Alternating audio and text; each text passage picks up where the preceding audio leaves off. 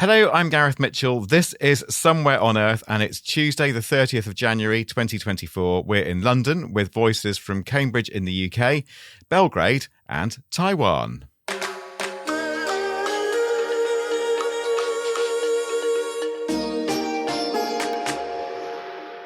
And experting today is none other than Peter Guest. So, hello, Peter, how are you and all that stuff? I'm good, Gareth. How are you? Yeah, not too bad. All right, thank you. Feeling actually quite cheerful because of this news there's lots of moon news at the moment. And Japan became the 5th country to land a spacecraft on the moon last week. And I wanted to give them a shout out because I think it's really cool what they've done. And this was the most precise ever moon landing, and they got to within 100 meters of the target site, which isn't bad. It's from quite a long way out to 100 meters of the target site. And they got there and then realized they did have problems because moon missions generally tend to, and that's even the ones that arrive safely, which isn't by any means all of them. So they had issues with the power supply, apparently. So the craft was sleeping on the lunar surface for a week.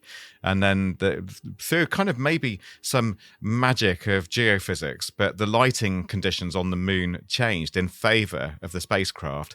So solar panels are now picking up sun and they can produce power again. And so they've resumed ops. And it's a bit hard to land on the moon. So I know, as if he needs to tune into a tech podcast to find out why. But are you into all this moon stuff, Peter?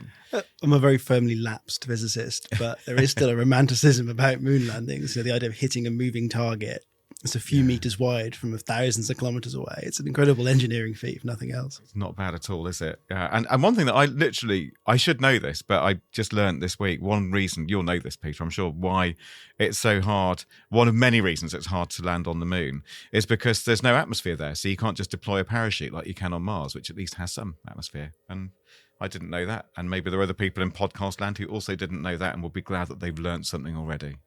If you knew it already, folks. Should we move on? You're giving me that look, Pete. Enough already. Say, educate, inform, what is it? And, well, entertain, allegedly.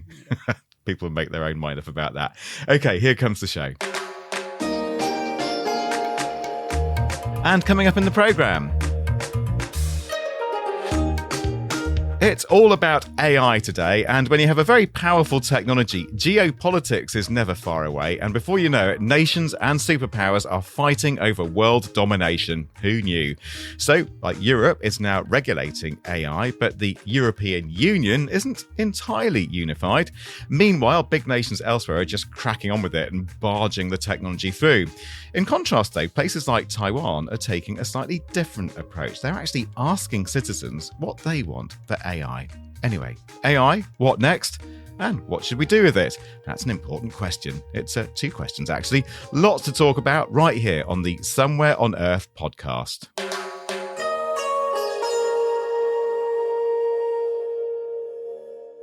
And also to get us talking is Dr Kerry McInerney of the University of Cambridge, and she's just co-edited a book called The Good Robot, Why Tech Needs Feminism. And Kerry's also the co-editor of the book Feminist AI. In fact, more about that book and those ideas in the Pod Extra, in the subscription version of this podcast. But first, Kerry, well, welcome, first of all. Thank you so much for having me. No worries at all. And just picking up on this whole sort of geopolitics of AI, is it going too far to say that there's an AI arms race going on at the moment? Yes, I don't know if it's necessarily fair to say there is an AI arms race right now, but that exact idea or narrative has absolutely been proliferating in a lot of news media, particularly US-based news media, which has increasingly bought into the idea that the US is locked into a power competition with other great nations, particularly China, and that AI is going to play a really central or crucial role in this power battle. And that manifests in everything from the individual components that are used to make AI-powered technologies like chips through to the concept of AI or being an AI superpower, which I think is really interesting. Yeah, and lots of fights over the IP from the technology, and one superpower denying the other superpower access to some of the tech, and it just goes on and on. So clearly there's conflict over there, and yet at the same time, as I could have hinted, or maybe even said in the introduction in the menu, that governance is quite an issue, and clearly quite a range of approaches to governance in different parts of the world. So should we just start with the EU? Because it does have some regulation now behind AI, doesn't it? Yes, very excitingly, we've seen the very contested passage of the EU AI Act, and I think this is one of the most comprehensive legislation packages we've ever seen when it comes to AI-powered technologies. I think a defining feature of this act is that it categorizes technologies into different risk categories. So, for example, things like AI-powered hiring technology might be considered high risk, and so that means you need to go through an additional number of checks or particular features if you're going to use them. Which is a huge improvement to the very ad hoc way we've seen a lot of these technologies been used in the past. I do think it still raises quite a lot of questions around enforcement, what it means to effectively make sure that a high-risk technology is being used well, and also whether companies and the people who actually make these technologies understand this piece of legislation well enough and how to implement it. But at the same time, I think it's still a huge step forward compared to where we were, say, 3 to 5 years ago. Yeah, exactly. And I think, Peter, in that case, the idea of being more specific about the risk profile of AI rather than trying to throw blanket regulation at the whole technology and lumping it all into one thing, Pete. There's going to be some nuance in the way that this is actually implemented and enforced. And this is some time ago now, but as the AI Act was being put together, I remember speaking to a couple of people involved in its drafting and in lobbying around it. And one of them described it as fighting the last war, trying to sort of retrospectively look at the mistakes they made 5-10 years ago in trying to regulate social media platforms, which is kind of the feedstock for a lot of this AI. And a lot of the harms that we see people now projecting onto AI are actually harms that began with the social media companies. Now, they've really struggled to actually enforce the rules they put in place there. Quite often they throw fines at companies. The fines either don't get paid or they get paid and they're not particularly substantial. So enforcement for me is probably the really big challenge, more so than just drafting the law. Yeah, exactly. The enforcement is always the issue, I suppose, with any regulation, but it just seems to be especially slippery with AI. And yet, in the meantime, you've got like China, which just seems to be cracking on with it and just barging the whole sort of technology through. But although Peter, you reacted in a kind of non-verbal way there. Is that have I misclarified things, or is there some nuance here, maybe? And there's definitely so. I mean, I think Kerry will probably know better than I do. But I think the interesting thing about China and AI is really who gets to develop the technology and the way that they're able to do so. So China's actually been, from what I understand, pretty strict on trying to regulate a lot of both the uses of and the ownership of AI. Obviously, it does see like a geostrategic imperative to develop this. But they're also very, very focused on controlling what people can see, how people can use the technology. So the sort of chatbots and the wild availability of AI that we've seen in the West isn't necessarily also playing out in China. So I think it's a bit more of a complicated picture than just moving ahead as they are, all full speed. All right. So there is nuance. Yeah. Thanks for picking us up on that, Peter and Kerry. If I can jump on that really quickly, I definitely agree that there's interesting problems here to do with state censorship, and then what is able to be produced, for example, by a large language model or generative AI requires a huge amount of state interference and oversight, which makes the kind of open and fast development of these technologies quite difficult. I also think that there is quite a strong narrative put forward by certain actors in Silicon Valley that China is this very unregulated landscape, that it's this very pro-innovation landscape, and that means that the US should similarly make sure that it has a pro-innovation, very lax regulatory landscape so that American companies don't, quote-unquote, fall behind their Chinese counterparts. And, I think that if you trace where that language is coming from, I wonder if it says a little bit less about the Chinese regulatory environment and maybe a little bit more about what some American big tech firms are hoping for when it comes to the regulatory landscape in the next few years. Which brings us beautifully to the United States then. And we're going to hear a reporter piece in just a couple of minutes. But just to take us there, just briefly then, what is the scene in the US with Silicon Valley driving quite hard, as Silicon Valley does, to have its way and have it side of the of things? So what about America? I think the US is one of the most interesting and complex spaces. And I say this, with the huge caveat that I don't come from a law background. And so my understanding of the nitty gritty of the legalities of it might not be 100% the best. But what I will say is I think you see a real unevenness in the regulatory landscape there, where you have, in some cases, some of the most kind of strict forms of regulation on particular uses of a technology. So really strict regulations around the use of video AI hiring tools, for example. And I believe that New York also has a city ordinance on this.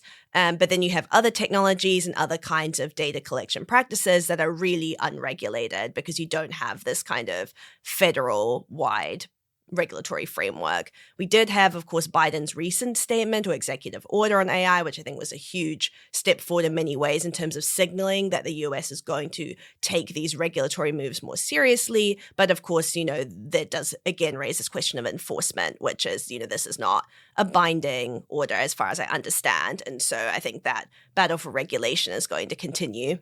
All right. Well, folks, thanks for summing up what's going on there with some of the big powers that spring to mind. And of course, that's at the very kind of high level, the policy level. But what about in society, the people whose lives are, of course, are affected by this technology? Well, in one part of the world, they've come up with a rather novel concept. If society wants this massively powerful technology to work best for the people and quite possibly the planet, how about actually asking, well, the people? That is what Taiwan has been doing, and the outcomes have been feeding into policy. Other projects to pull together perspectives from everyday people have been emerging too. Here's reporter Shiroma Silva. Last year, tech leaders started talking about the potential existential risks posed by AI and the need for regulation. But how would we even go about realizing these concerns that regulation needs to address? Here's Professor Brent Middlestad of the Oxford Internet Institute, a specialist in AI ethics and the governance of emerging technologies. So the general hopes and fears that people have about AI are pretty diverse because it's a very diverse technology. Because of that, because it's such a broad technology, you end up with people having very different fears, very different hopes for it. And therein lies a problem. Because it's so big, it's hard to get our heads around where to even start in terms of regulating and making sure that AI works for us. We've seen a number of regulatory frameworks emerge over the last year. So we have the AI Act in Europe, which is basically a product safety framework for AI. We have the executive order from the White House that was released just a couple months ago that has a number of different sort of requirements for AI around things like bias and reporting and documentation, and covers a huge range of things, but it's top down. It's meant to be a regulatory instrument. But with the regulations just mentioned, the models are already set. And given how unfathomable AI is for most of us, starting from the grassroots to work out what it is about AI that needs governing may be a way forward. One venture that's examining more popular approaches to shaping the rules was recently launched by OpenAI and comprised 10 project ideas from around the world, one of which is called Recursive Public. Here's one of its key players, Carl Miller. The aim of all of this is basically to try and source new democratic signals for AI governance. And at the moment, there just isn't a particularly good way to kind of source all of that, map it, and feed it into the many, many, many different points of discussion and deliberation and decision-making that is happening around AI at the moment, knowing what the public thinks in a more precise and clearer way. So Recursive Public's aim was to find a consensus that captured social values to examine the issues people had with AI. It was run both in the UK and in Taiwan. When a consensus is identified, lift it out and see whether we can turn that into something which is actually useful for decision makers, whether they sit in a large company or whether they sit somewhere else. But the discussions would be continuous. A recursive discussion, one that's always going to evolve, always going to change, always going to have new inputs, and therefore produce new outputs around AI governance. Central to this is a digital democratic process that was pioneered in Taiwan, named V, or Virtual Taiwan, which is a way of collecting ideas and inputs from society at large. Here's Xu Yangling, who, along with Taiwan's digital minister, Audrey Tang, helped to drive V Taiwan. V Taiwan is a community-run methodology that leverage online tools to facilitate public participation in a decision-making process to address complex issues facing in the society. To expand, it works so that anyone who decides to take part, be they from the government, from companies, or ordinary citizens, gets to draft statements on an AI-driven platform called Polis. The aim of the game is to get the highest level of consensus, not just from people who may happen to be on your side of the debate, but from across the spectrum of opposing opinions by drafting statements that get the broadest consensus. Whoever manages that wins. And VTaiwan's first real-life test was a debate in 2016 about whether or not Uber should be allowed to operate alongside conventional cabs on Taiwan's roads. The government of Taiwan started approaching the Taiwan community and utilizing this platform to see if there could be a more diverse conversation with diverse stakeholders and gauge the opinions from the society on how do we actually regulate Uber. The most consensual statements reveal people's biggest concerns lay around the safety of Ubers and whether they'll be charging a fair price to both the public and to other taxi services. And in the end, we used those set of common ground statements to guide regulatory framework for ride-sharing services in Taiwan. In other words, the statements elicited by VTaiwan set the agenda for the regulations later brought in to govern Uber in Taiwan. After this, it went on to be used to debate dozens of other issues such as Airbnb and e-scooters. And this same process was used in Recursive Public to glean early signs that could feed into any agenda to debate AI governance. Xu Yanlin, whose idea it was to use VTaiwan's methodology in this context, felt that it was ideal to discuss a seemingly insurmountable subject. It's a fact that when people try to discuss issues around AI, even like where do we start, how do we start discuss about it, was the issue itself. So what were the results on the debate around AI? People are very concerned that the benefits of AI should be fairly equally distributed. They're concerned that's not happening and that there's concentrations of the benefits of AI in important ways. There were lots of statements around AI not just benefiting human beings, and certainly not benefiting human beings at the expense of the environment or of animals. Techno-environmentalism. There were also concerns about AI's green footprint.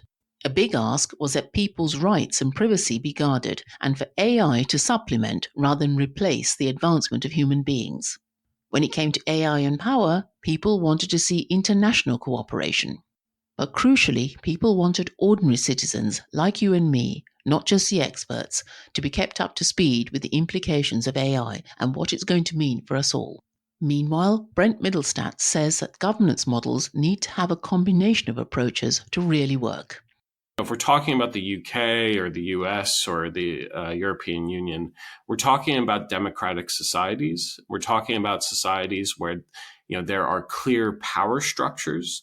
There are democratically legitimate institutions that have the power to make certain sorts of decisions. The risk of having just sort of bottom-up, soft law, self-assessment approaches to governance, where really companies are leading the ways, is you get this very important, but also very subtle shift in decision-making power away from these sort of democratic institutions and towards companies. So that's why it's really important to not just have these sort of bottom-up models of governance, but rather to also have top-down ones to complement them, so you still have the decision-making power kept within democratic institutions. That's Shiroma Silva. So let's get reaction from Kerry and Pete here in the studio. And I was obviously I was surprised, Kerry, and rather delighted that there are that there are even tools for gauging all the subtleties and nuances and paradoxes that come out of a load of views when you ask society what they think about a technology. I found this a really fascinating project, and I was particularly interested in what kinds of views ended up being quite prevalent that they described, like, for example, the concern with sustainability and making sure that the environmental impact of AI was grappled with. I don't know if I would have expected that to be the first major concern that came up, and that made me feel really encouraged, because I do think this is something that has only maybe entered public consciousness in the last couple of years. So it made me feel just a little bit better about myself as an AI ethicists that maybe some of the things we say occasionally do take hold. Oh, it's not all in vain, Kerry. There we are. So Pete, what about you? And if we talk about Taiwan that came up in that piece, a fascinating example, so-called V Taiwan, where the V is a small v. I like to point these things out, even though we're a podcast. And almost like sort of gamification of finding out how society settles into some kind of consensus. Presumably, if you're going to gather all these thoughts from the people, you want to make it engaging at the very least. Yeah, I mean, I'm very interested in the approach. Taiwan's been generally a really interesting case study in how to cross over technology and civil society, and through the government and the hacker spaces and the various different architecture they've created around it. It is a much more consensual approach to managing technology. I think, returning to Kerry's point earlier about narrative, I also think what's really interesting is the discrepancy between what people actually want to see from AI and what they think is a positive outcome and a management of risk, and what Silicon Valley in general is pushing as a narrative of what the goods of AI. And if you think that a lot of the AI companies really began with utopian visions of what the future would look like, and it was a utopian vision that they had themselves defined. But when you actually measure it against what people say they want, there's a huge difference. And I find that an absolutely fascinating example of how we can actually design technology as the consumer wants it rather than as the consumer is told they want it. Yeah, and the idea, and this sounds very utopian, Kerry, but for the benefits of this technology to be better distributed. And it'd be hard to find anybody, certainly like a rational person, who would even say, well, it's anything other than we want this technology to be better distributed. But is it rather charmingly, naively utopian even to have conversations about better distributing the benefits of this technology? I think it's a hugely important conversation, and it's really fascinating, again, that this was one of the primary ideas that came to the fore in this participatory process, because I think one of the major issues we see with the contemporary AI industry right now is this huge concentration of power in the hands of a very small number of usually US-based tech firms who are making a lot of unilateral decisions about technologies that we use in our everyday life, and that it's very hard for us to opt out of. And I think what some of those answers are getting towards is this idea of, technologies should be made by and for the communities that are going to be using them, because those communities understand what they need, and they don't need necessarily to have their particular desires shaped by external forces who might not have a good grasp of the particular context that they're in and, the particular kinds of questions they might be wanting to answer. But even if this does feed into policy where, there's a consensus and society says, this is all going to work better for the people, this is kind of how we're going to do it. But then where do we go from there when we're talking about some very powerful forces, commercial forces, if nothing else, perhaps driving in another way? When competition gets involved, then utopia goes out of the window pretty quickly, doesn't it? And Kerry and or Pete. Let's go for Kerry, and then I'll put you on the spot first, and then Pete after that. Sure. I mean, I see this almost like a handshake. Like, on the one hand, I see different kinds of design processes like participatory design or more experimental ways of thinking about how we make products being really exciting. And there are a lot of small firms and organizations and civil society organizations in particular who are engaging in these more participatory design processes, who are saying that, again, we can actually have technologies that are meaningfully small and localized and reflective of a particular place that they're going to be used in. On the other hand, I also think this is where the regulation and governance question comes back with a vengeance, because I think one of the reasons we end up with so many products that transparently don't work for a lot of people, that are maybe exclusive or affect people particularly badly who are already vulnerable, is because big tech companies, even if there's people within them who are very well-meaning, ultimately don't have a responsibility to the public outside of the shareholder. And so, again, that's why I think you need that regulatory movement to keep them in check, because that's the only way I think that public interests can be protected. And when you have good regulation, then and if it's properly applied and enforced, and one hopes that that if your competitor is playing by those rules and has to, and there are big penalties if they don't, then everybody else is going to play by those rules, and that's regulation being more of a race to the top rather than to the bottom. My 2 pence worth, but I promised you a right of reply on this then, Pete. Well, firstly, I'm going to lobby for Utopia Goes Out the Window to be the new name of this podcast. But so I think firstly that there is, within that report, speaking to the point of narrative, but also to the point of regulation, the first thing that people discussed was the conversation about existential risk. And I'm really worried about the constant reframing of this discussion around existential risk. AI is going to destroy society and take us to pieces, individually and collectively. Now, I think there was a bit of a distraction effect here. People who own those big AI companies spent a lot of time last year going around the world telling everyone they'd accidentally built this doomsday weapon. They needed governments to regulate it. Now, if you were a cynic, which I'm never going to be, you might say that if you're a startup that doesn't have many products and you want to get in the same room as prime ministers and presidents, you tell everyone you've got a device in your pocket that could end humanity. If you're even more cynical, you might say, well, going out and making sure everyone is focused on the low probability, high risk event that may happen where in the future, you're distracting from the discussion about the things exactly we're talking about, the consensual development of AI, the real day-to-day potential harms caused by it. That reframing of the debate slightly worries me, and it does feel like the direction we're moving in. Well, Kerry, this is of great interest to you because you've written about this. You've edited books where arguments like this are being made. That you're talking about very bad consequences for individuals. I'm thinking, like for instance, not being shortlisted for jobs because people like you are not being reflected in the data, for instance. And I do wonder. I think Pete's setting this up very well. Whether I don't mean us in this room, but just as a society, there is a risk that we keep talking about these cataclysmic events and maybe not enough time talking about, just these important but smaller things that happen at the micro level. Yeah, exactly. And I think there's almost two parallel issues here. I think one is this question of oxygen or which story or which problems are taking up the most space in the room. To be incredibly clear, I'm really grateful we have people thinking about the catastrophic events, but I do often find that sometimes when you try to talk about the more day-to-day mundane events, which are extremely damaging, but maybe less dramatic, less sexy, have less of a kind of science fiction narrative to them, they can get overshadowed. And so suddenly I think this question of how do we ensure that those harms that are maybe less dramatic but are just as important are getting the necessary space and attention, I think that remains really key.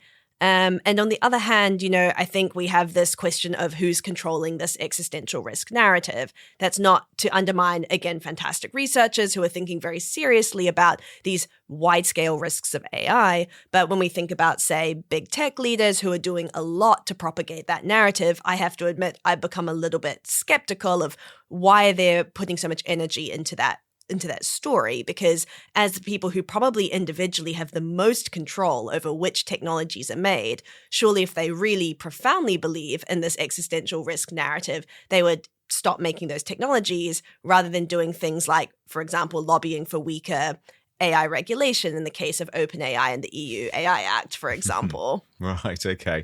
So where does that leave us as we wrap this debate up then? Are we at some kind of inflection point where we're learning how to build the technology and learning how to regulate it? Or, will this be some kind of moment that people look back on and say, it was a lost opportunity to make it good. It could have gone so well and now look where we are, whether people be saying that in 10, 15 years' time. Who wants to go first? Horrid question. Have to think of a way of wrapping it up somehow. I mean, do you want my cheerful response to it? Of course, Peter. You're our cheerfulness correspondent, as you know. I mean, I just like, as Kerry mentioned, look at who owns it and look at the decisions they make. Stop seeing AI as being an inevitable thing that happens. It's the consequence of people's decisions and actions. We talked about arms race at the start, and we just talked about OpenAI. One story that I've been looking at the last few weeks is OpenAI quietly changing its policies around military use of its technology. Now, it took Google about 10 to 15 years to take "Don't Be Evil" off its masthead. OpenAI has only been in business a few years, and they've already taken that strategy, quietly taken that away. That's a decision that they've made, and there will be consequences. See it as the consequences of people's decisions. All right. Okay, Kerry. And I think OpenAI is a really interesting example in this case as an institution that started as a non-profit and then became commercialized. And I think that's really emblematic of where I see us being at this inflection point, which is I do think we're in this crucial period, which is really exciting, where there is increased awareness about AI ethics, about the risks of AI and how AI can entrench forms of inequality. At the same time, I think to combat that, we would need a really fundamental restructure of where power is in the AI industry, and particularly this concentration of power in the US in the hands of very few firms. So I think it would need to be really quite a fundamental, dramatic change. All right, utopia still a way off, I think is what we can conclude from that. Well, thank you both, Dr. Kerry McInerney of Cambridge University, and also you, Pete, as well. So there we are. But before we go, we would like to take a comment from a dear listener as well. Complete subject change here, by the way, folks. So breathe in, breathe out. Here we go. Here's a listener who has sent us a WhatsApp voice note via code 44 for the UK, 7486 329 484. So that's 44 7486 329 484. And, well, I think this is fairly self-contained. So the listener wants to talk about let's say, a particularly important element of the show. Hi, somewhere on earth. It's Snežana Čurčić. I'm calling you from Belgrade in Serbia.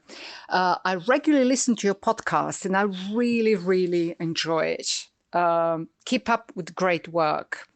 I have a question for you. It's not really a technical question. It may even sound a bit trivial. But anyway, what is the jingle of the podcast?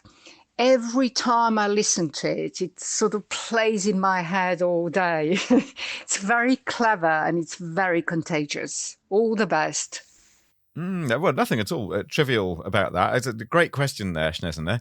And so I could ramble on about, I know a little bit about how the theme tune came about. I could ramble on about it, but I think we can do much better than that.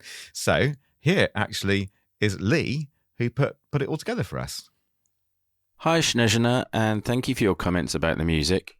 We were quite lucky with this one in that Anya and Gareth had a pretty good idea of what they wanted beforehand. So initially they said they wanted something quite upbeat, and they did actually play me a few things that they liked before. So we kind of came up with this beat quite early. And we were also quite lucky in that they already had the name for the programme. So I started singing Somewhere on Earth around in my head a bit, which actually gave us a couple of the melodic ideas.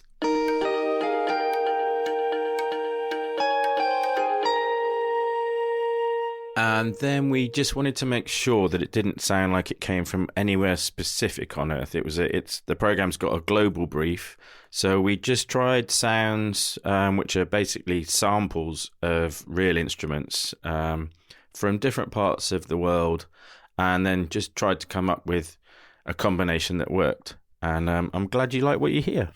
Well, we certainly do. Well, I do. Definitely. There you go. No, I think everyone does, and so does Snežana. So that's Lee telling you how that theme tune came together. And I thought that's a nice point on which to end. So you'll hear a bit more of that music. After that, if you subscribe to the podcast, you will hear our podcast extra, and you can get access to that for $10 a month. And we'd love you to come and join us there. So you'll hear more from Kerry and Pete on there. But for this part of the podcast, then thanks for listening. From all of us here on the team, audio by Keziah Wenham-Kenyon and Callum Swingler. The broadcast content team here are, of course, at Lanson's Team Farner. Production manager Liz Turi, the editors Annie Literovich. And I'm Gareth this week, apparently. So there you go. See you next time. Bye-bye.